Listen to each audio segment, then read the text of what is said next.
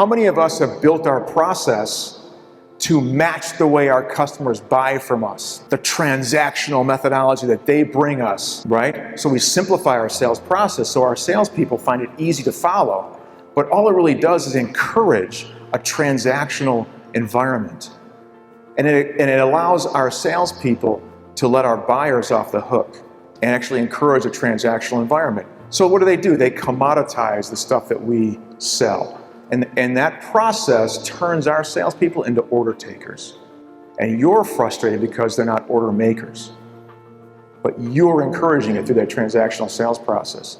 So what do a lot of organizations do? Let's make it more complicated. Let's add more steps. And you really have no idea why you're adding the steps, but they sound good. You've done some research on the internet. We're going to make it 5, 6, 7. I've seen sales processes that were 12 or 26 steps. What are you doing when you make it more complex? You're encouraging your people to skip steps. They're not going to follow it. So we have processes that are too simple, processes that are too complex. This process makes sense because it's based on the way every human being has made a purchase since the Stone Age, since the first known act of trade occurred. If you think about it, we only buy when we're able to answer 4 key questions. The first question is, why change? Why do anything different? Why? Because we want something that we don't have. Well, why now? If I want to change, why now?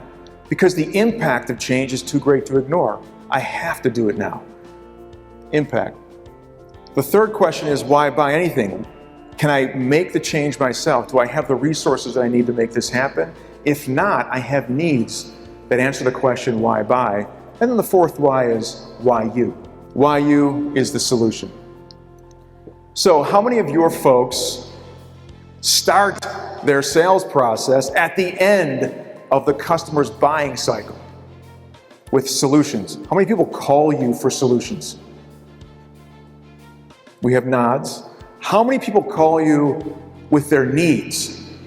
This is what I need. Can you help me create a solution? Right? I'm seeing nods.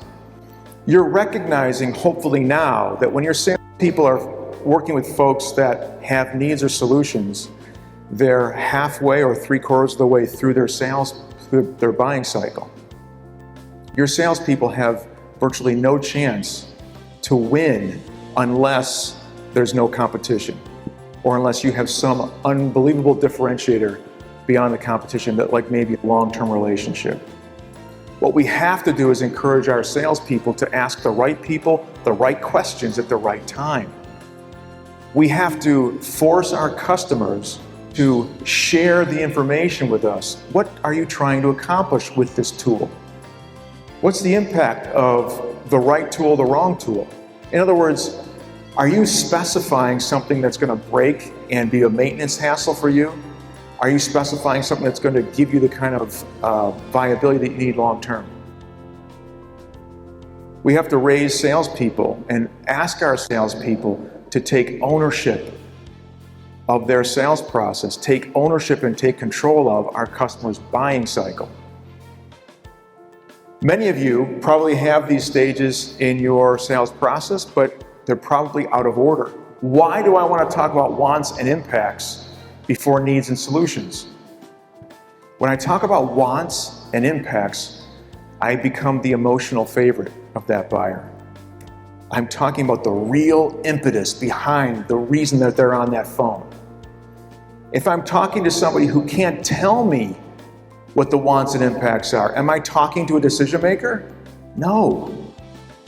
If I'm talking to somebody who can only share needs and solutions with me, I'm not talking to the person that's decided what they want and what the impact is. I'm not talking to the person who set the goal and set the budget.